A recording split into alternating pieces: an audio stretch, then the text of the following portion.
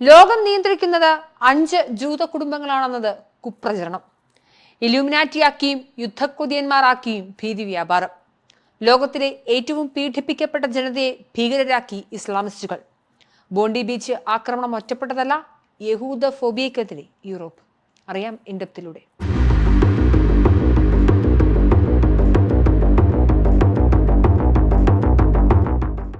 ലോകത്തിലെ ഏറ്റവും പീഡിപ്പിക്കപ്പെട്ട ജനത ആരാണ് എന്ന് ചോദിച്ചാൽ ഒരു സംശയവുമില്ലാതെ പറയാൻ കഴിയുന്നത് യഹൂദരാണ്. ക്രിസ്തുവിന്റെ കുരിശുമരണത്തിന് ജൂത സമൂഹം മുഴുവൻ ഉത്തരവാദികളാണെന്ന് ആ മതക്കാർ വളരെയേറെക്കാലം വിശ്വസിച്ചിരുന്നു. ഇതിന്റെ ഫലമായി ലോകമെമ്പാടും അവർ ഏറെ പീഡിപ്പിക്കപ്പെട്ടു. പണ്ടൊരിടത്ത് ഒരു മോഷണം നടന്നാൽ ആദ്യം സംശയം ജൂതനെയാണ്. കൊല നടന്നാൽ ആദ്യം പോലീസ് എത്തുക അവന്റെ വീട്ടിലാണ്. യഹൂദനെ വെറുതെ തല്ലിക്കൊന്നാൽ പോലും ആരും ചോദിക്കാനില്ലാത്ത അവസ്ഥ. ഹിറ്റ്ലറിനും എത്രയോ മുമ്പ് റോമക്കാരും പിന്നീട് തുർക്കികളും അതിനുശേഷം കിഴക്കൻ യൂറോപ്യരും ജൂതരെ വേട്ടയാടി. യൂറോപ്യൻ ക്രൈസ്തവതയുടെ സ്ഥിരം വേട്ടമൃഗമായിരുന്നു യഹൂദർ. 70 ലക്ഷം ജൂതരെയാണ് ഹിറ്റ്ലർ ബാഷ്പീകരിച്ചതെന്ന് ഓർക്കണം.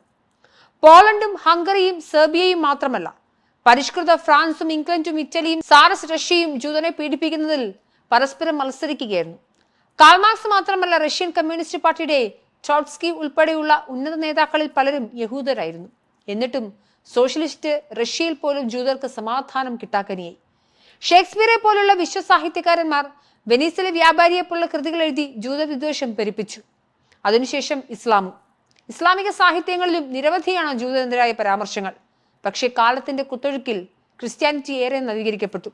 അവൻ ജൂതനോടുള്ള പകയും വെറുപ്പും കളഞ്ഞു. പക്ഷെ പൊളിറ്റിക്കൽ ഇസ്ലാം ഒട്ടും നവീകരിക്കപ്പെട്ടില്ല. അവർ ജൂതനോട് ആ മുഹമ്മദൻ പക ഉള്ളിൽ വെച്ചു. അവസാനം യഹൂദന് ഇസ്രായേൽ എന്ന സ്വന്തമായ ഒരു രാഷ്ട്രം കിട്ടിയിട്ടും മതപ്പക തീർന്നില്ല. പിറന്നു വീണ കുഞ്ഞു രാഷ്ട്രത്തെ വളഞ്ഞിട്ട് ആക്രമിച്ച ഇസ്ലാമിക രാഷ്ട്രത്തെ ഒറ്റയടിക്ക് തോൽപ്പിച്ചാണ് അവർ പിടിച്ചു നിന്നത്. കാലം പുരോഗമിച്ചപ്പോൾ ഈ പകയിൽ മാറ്റങ്ങൾ വന്നു. ഈജിപ്തും സിറിയയും ഖത്തറും അടക്കമുള്ള രാജ്യങ്ങൾ യഹൂദ രാഷ്ട്രത്തോടടുത്തു. പീഡനങ്ങളില്ലാതെ ശിഷ്ടകാലം ജീവിക്കാമെന്ന് യഹൂദർക്ക് തോന്നിയ കാലം. പക്ഷേ അതും അല്പകാലത്തേക്ക് മാത്രമേ ഉണ്ടായിരുന്നുള്ളൂ. ഒക്ടോബർ 7 ഹമാസ് ആക്രമണവും തുടർന്നുള്ള ഗസ യുദ്ധവും മൂലം വീണ്ടും അതിശക്തമായ യഹൂദ ഫോബിയെ പറഞ്ഞു പരത്താൻ ഇസ്ലാമിസ്റ്റുകൾക്കായി. ഇന്ന് ലോക ജനസംഖ്യയുടെ 0.2% മാത്രമാണ് യഹൂദരുള്ളത്. അതായത് മൊത്തം ജനസംഖ്യ വെറും 1.58 കോടി. എന്നാൽ ലോക ജനസംഖ്യയുടെ 25.6% ഇസ്ലാമിന്റെ അക്കൗണ്ടിൽ വരുന്നത്. അതായത് 200 കോടിയോളം. അതുകൊണ്ട് തന്നെ ലോകത്തിന്റെ എല്ലായിടത്തും യഹൂദർ സുരക്ഷിതമല്ല എന്ന അവസ്ഥ വന്നു. പലയിടത്തും അവർ ആക്രമിക്കപ്പെട്ടു. അതിന്റെ ഏറ്റവും ഒടുവിലത്തേത് ഉദാഹരണമാണ് സിഡ്നിയിലെ ബോണ്ടി ബീച്ചിൽ 16 പേരുടെ മരണത്തിനിടയാക്കിയ വെടിവയ്പ്. യഹൂദ ഫോബിയയുടെ ഒരു പ്രാക്ടിക്കലാണ് ലോകം അവിടെ കണ്ടത്.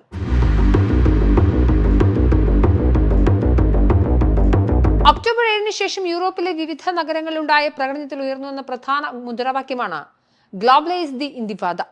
കടുത്ത ജൂതവിരുദ്ധത ഉയർത്തുന്ന മുദ്രാവാക്യങ്ങളുമായി ഇസ്ലാമിസ്റ്റുകൾ ഓസ്ട്രേലിയയുടെ വിവിധ ഭാഗങ്ങളിൽ പ്രകടനം നടത്തിയിരുന്നു.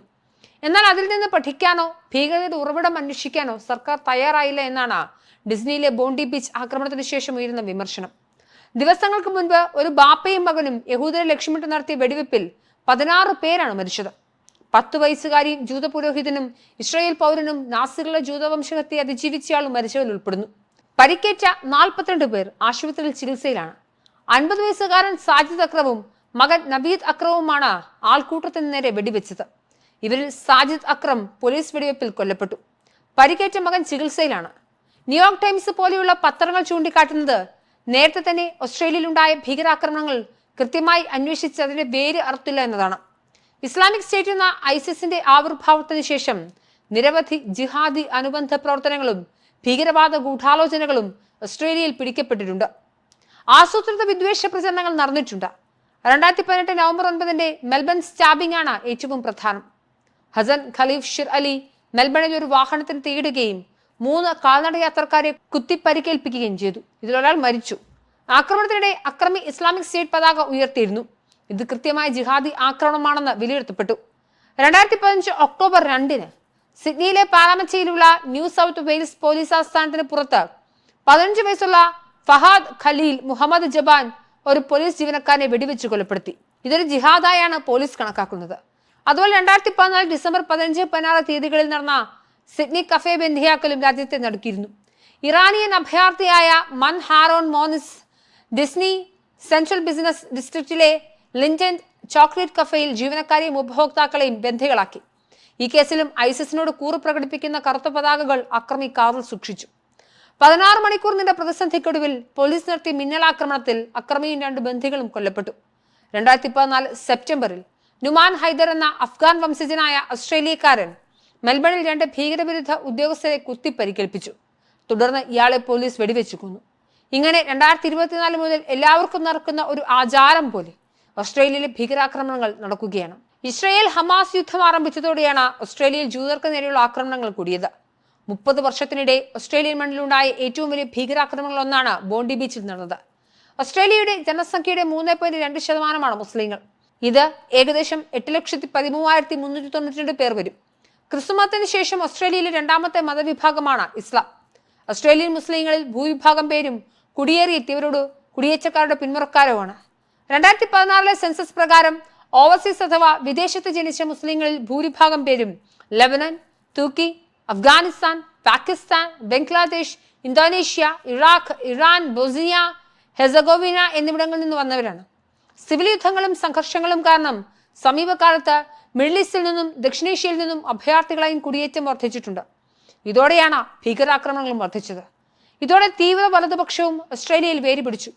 കഴിഞ്ഞ 1 വർഷമായി ഓസ്ട്രേലിയയിലെ തീവ്ര ഇസ്ലാമിസ്റ്റുകൾ കടുത്ത ജൂതവെറി പ്രചരിപ്പിക്കുകയാണ്. മാധ്യമങ്ങൾ പറയുന്നത് ഇങ്ങനെയാണ്: ഓസ്ട്രേലിയയുടെ ഒരു ഒറ്റപ്പെട്ട സംഭവമല്ല. ചരിത്രത്തിൽ എവിടെ നോക്കിയാലും യഹൂദർ പീഡിപ്പിക്കപ്പെട്ടവരായിരുന്നു. അവർ ഒരിടത്തും സുരക്ഷിതരായിരുന്നില്ല. ക്രിസ്തുവിന്റെ കുരിശുമരണത്തിന് ജൂത സമൂഹം മുഴുവൻ ഉത്തരവാദികളാണെന്ന് ആ മതക്കാർ വളരെ ഏറെക്കാലം വിശ്വസിച്ചിരുന്നു. ഇതിന് ഫലമായി ലോകമെമ്പാടും അവർ ഏറെ പീഡിപ്പിക്കപ്പെട്ടു. കുരിശുയുദ്ധങ്ങളിലും സ്പെയിനിലെ മതവിചാരണകളിലുമെല്ലാം ജനക്കൂട്ടത്തെ ജൂതർക്കെതിരെ തിരിക്കാനുള്ള ഉപായമായാണ് ഈ കൊടിയ ആരോപണം. കൈവച്ച എല്ലാ മേഖലകളിലും വിജയക്കൊടി നാട്ടിയ ജനതയോടുള്ള അസൂയയും കൂടിയാണ് ക്രിസ്തുവിന്റെ ഘാതകരെന്ന അസംബന്ധ ആരോപണമുയർത്തി ജൂതരെ കൊല്ലാക്കൊല ചെയ്യുവാൻ യൂറോപ്യൻ ക്രൈസ്തവരെ പ്രേരിപ്പിച്ചതെന്ന് പിന്നീട് പല പഠനങ്ങളും വന്നു. പക്ഷെ കാലം കഴിഞ്ഞപ്പോൾ സഭ തിരുത്തി. കത്തോലിക്ക സഭയുടെ 1962 മുതൽ 1965 വരെ പോപ്പ് പോൾ VI വീട്ടിൽ നടന്ന 2ാം വത്തിക്കാൻ കൗൺസിലിന്റെ നോസ്ട്ര എറേറ്റിൽ ക്രിസ്തുവിന്റെ കുരിശുമരണത്തിന് ജൂത സമൂഹത്തിന് മുഴുവൻ പാപഭാരമുണ്ടെന്നുള്ള വിശ്വാസത്തെ തള്ളിക്കളഞ്ഞു. ഈ വിശ്വാസത്തിന് കാരണമായ പുതിയ നിയമത്തിലെ മത്തായിയുടെ സുവിശേഷം 27ാം അധ്യായത്തിലെ 24 മുതൽ 25 വാചകങ്ങളെ പ്രത്യേകമായി എടുത്തു പറയാതെ ഒരു വിവേചനവുമില്ലാതെ അന്ന് ജീവിച്ചിരുന്നവരോ അല്ലെങ്കിൽ ഇന്നുള്ളതോ ആയ മുഴുവൻ ജൂതന്മാർക്കും നേരായ കുറ്റാരോപണം നടത്താൻ സാധ്യമല്ലെന്ന് പോപ്പ് പ്രസ്താവിച്ചു.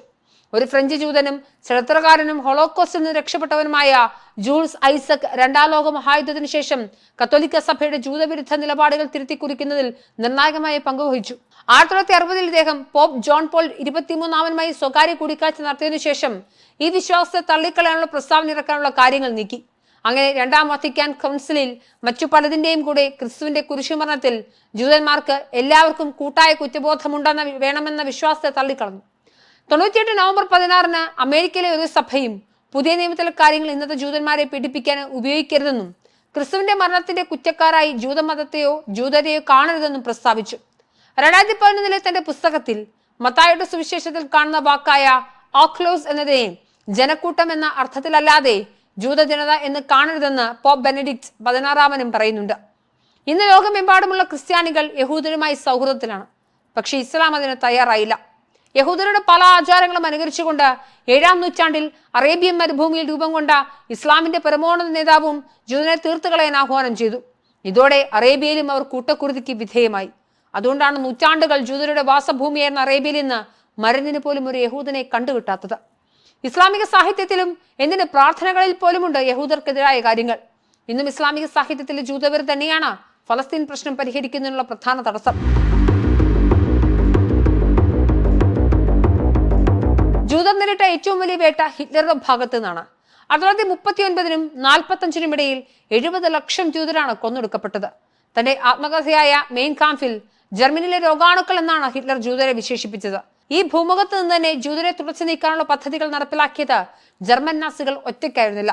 അതിനവർക്ക് സ്വാധീനമുണ്ടായിരുന്ന ജെറുസലേമിലെ ഗ്രാൻഡ് മുഫ്തി അടക്കമുള്ള മുസ്ലിം മത നേതാക്കളുടെ പിന്തുണയുണ്ടായിരുന്നു. 1933 യൂറോപ്പിലെ ജൂതരുടെ ജനസംഖ്യ 90 ലക്ഷമായിരുന്നു. അവരുടെ കഷ്ടകാലത്തിന് 2ാം ലോക മഹായുദ്ധ സമയത്ത് ജർമ്മനി ആക്രമിച്ച് കീഴടക്കാനിരുന്ന രാജ്യങ്ങളിലായിരുന്നു ഈ ജനസംഖ്യയുടെ സിംഹഭാഗവും കഴിഞ്ഞിരുന്നത്. 1945 യുദ്ധം അവസാനിക്കുമ്പോഴേക്കും യൂറോപ്പിലെ 67% ജൂതരെയും ജർമ്മൻ നാസികൾ കൊന്നുകളഞ്ഞിരുന്നു. ഒരുപാട് തവണ എഴുതപ്പെട്ട കാര്യമാണിത്.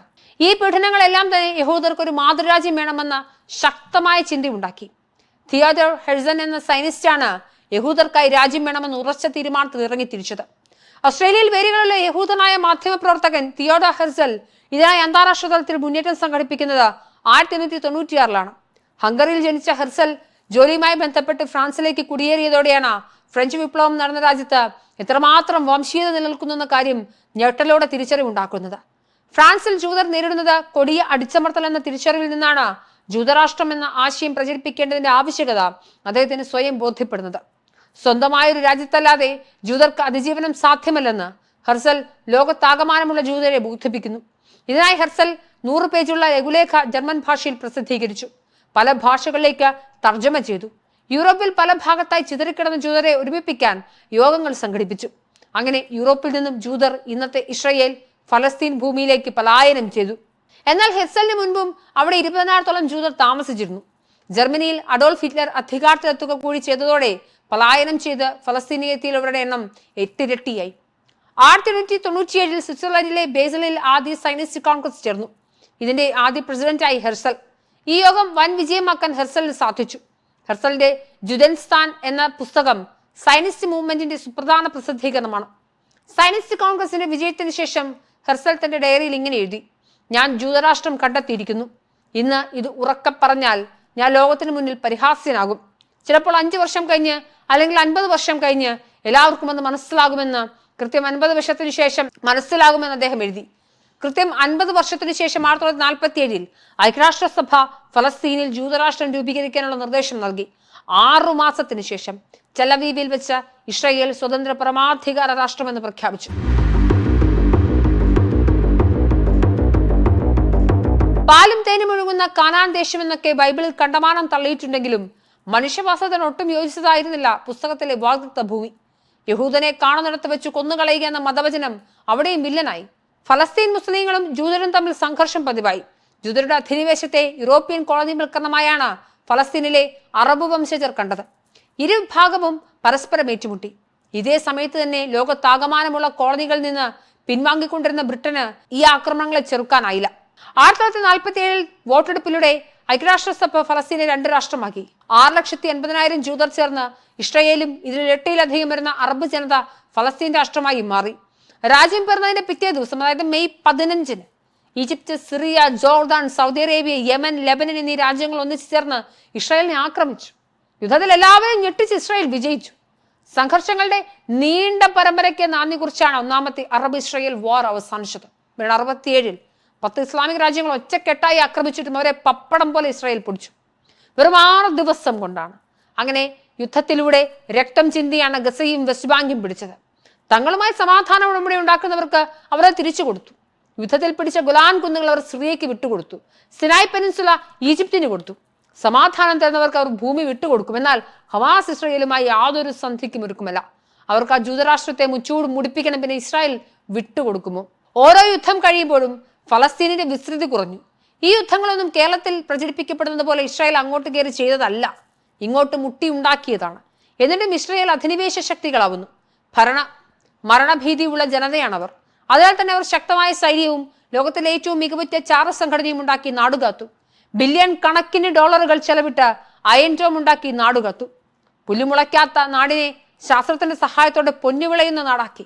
ആ അർത്ഥത്തിൽ ശരിക്കും ഒരു ലോക മഹാത്ഭുതം തന്നെയാണ് വെറും 95 ലക്ഷം ജനസംഖ്യയുള്ള ഇസ്രായേൽ എന്ന കുഞ്ഞൻ രാഷ്ട്രം. ഫലസ്തീൻ ഭീകരർ നടത്തിയ മ്യൂണിക് കൂട്ടക്കൊലയൊക്കെ ലോകത്തെ നടുക്കി. ഓപ്പറേഷൻ എൻജബെ അടക്കമുള്ള എത്രയെത്ര രക്ഷാദൗത്യങ്ങൾ. ജൂതന്റെ മരണഭീതിയിൽ നിന്നാണ് മൊസാദ് വരെ ഉണ്ടാകുന്നത്. ഇപ്പോൾ പല്ലിന് പല്ല്, കണ്ണിന് കണ്ണെന്ന രീതിയിൽ തിരിച്ചടിച്ചാണ് അവർ നിലനിൽക്കുന്നത്.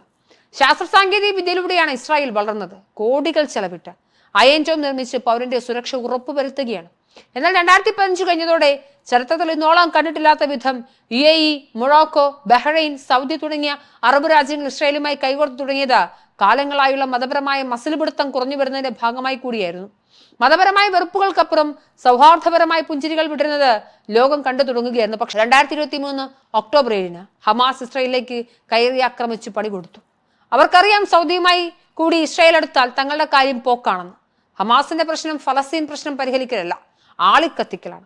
ഹമാസിന്റെ ലക്ഷ്യം വിജയിച്ചു. ഒക്ടോബർ 7 ഭീകരാക്രമണത്തിനും അതിനുശേഷം ഉണ്ടായ ഗസ യുദ്ധത്തിനു ശേഷം ലോകമെമ്പാടും യഹൂദഫോബിയ വീണ്ടും പടർന്നു. ഒരു കാലത്ത് യഹൂദരെ അതിക്രൂരമായി പീഡിപ്പിച്ചിരുന്ന ക്രിസ്ത്യാനിറ്റി അടക്കമുള്ളവർ ഒരുപാട് മാറി. യൂറോപ്പ് മൊത്തത്തിൽ സമാധാനത്തിലേക്ക് വന്നു. ഇന്ന് ആരാണ് ജൂതഫോബിയയുടെ ആളുകൾ എന്ന് ചോദിച്ചാൽ അതിന് കൃത്യമായ ഉത്തരം ഇസ്ലാമിസ്റ്റുകൾ എന്ന് തന്നെയാണ്. ഇസ്ലാമോഫോബിയയെ അതിശക്തമായി പ്രതിരോധിക്കുന്നവർ വളരെ ആസൂത്രിതമായി ജൂതഫോബിയെ പടർത്തിവിടുന്നു. യഹൂദനാണ് എല്ലാ കുഴപ്പത്തിനും കാരണമെന്ന ധാരണ അവർ സോഷ്യൽ മീഡിയയിൽ അടക്കം വളർത്തി. യഹൂദനോടുള്ള അകാരണമായ ഭയം, വെറുപ്പ്, വിദ്വേഷം എന്നിവയാണ് യഹൂദഫോബിയയായി വിലയിരുത്തപ്പെടുന്നത്. ഇത് പലപ്പോഴും അന്ധവിശ്വാസങ്ങളും ഗൂഢാലോചന സിദ്ധാന്തങ്ങളും വഴി ശക്തിപ്പെടുത്തുന്നു. യഹൂദരെ ലക്ഷ്യമിടുന്ന ഈ വിദ്വേഷം ചരിത്രത്തിലുടനീളം നിലനിന്നു. ഇന്ന് ആന്റിസെമിറ്റിസം എന്ന പേരിലാണ് ഇത് കൂടുതലായി അറിയപ്പെടുന്നത്. ഈ വിദ്വേഷം പലപ്പോഴും വംശീയത, വിവേചനം, തീവ്രവാദം എന്നിവയിലേക്ക് നയിക്കാറുണ്ട്. യഹൂദരെ കുറിച്ചുള്ള തെറ്റിദ്ധാരണകളും കെട്ടുകഥകളും ഈ ഭയത്തിന് കാരണമാകുന്നു. ലോകത്തെ നിയന്ത്രിക്കുന്നത് യഹൂദരാണെന്ന ഗൂഢാലോചന സിദ്ധാന്തങ്ങൾക്ക് ഇന്ന് നല്ല മാർക്കറ്റുണ്ട്. പക്ഷേ വസ്തുതകൾ പരിശോധിക്കുമ്പോൾ ഇവയെല്ലാം തെറ്റാണെന്ന് കാണാം. പക്ഷേ 5 ജൂത കുടുംബങ്ങളാണ് ഇന്ന് ലോകം നിയന്ത്രിക്കുന്നതെന്ന കോൺസ്പിറസി തിയറി കേരളത്തിലെ ഇസ്ലാമിക സർക്കിളുകൾ വരെ നന്നായി വിറ്റുപോകുന്നുണ്ട്. ഇലുമിനാറ്റി നിയന്ത്രിക്കുന്നത് വരെ യഹൂദരാണെന്നാണ് പ്രചരണം. ഇലുമിനാറ്റി തന്നെ കെട്ടുകഥയാണെന്നതാണ് യാഥാർത്ഥ്യം. ഇതുപോലെയുള്ള ഒരു കുപ്രചരണമാണ് യഹൂദരാണ് ലോകത്തിലെ ആയുധ കമ്പനികൾക്ക് പിന്നിലെന്നതും. ഇതും വസ്തുതാപരമായി തെറ്റാണ്. ലോകത്തിലെ പ്രമുഖ ആയുധ കമ്പനികൾ ഒരു മതക്കാരുടെയും കയ്യിലല്ല. യഹൂദർ യുദ്ധക്കൊതിയന്മാരാണെന്ന വാദവും വെറുതെ ഭീതി പരത്താൻ വേണ്ടിയാണ്. ഹിറ്റ്ലറുടേതെന്ന് പറയുന്ന ഒരു വ്യാജവാചകവും കേരളത്തിൽ ഇസ്ലാമിക മതപണ്ഡിതന്മാർ കോട്ട് ചെയ്യാറുണ്ട്. ഭൂരിഭാഗം യഹൂദന്മാരെയും ഞാൻ കൊന്നു, പക്ഷെ കുറെ പേരെ ബാക്കി വെച്ചത്.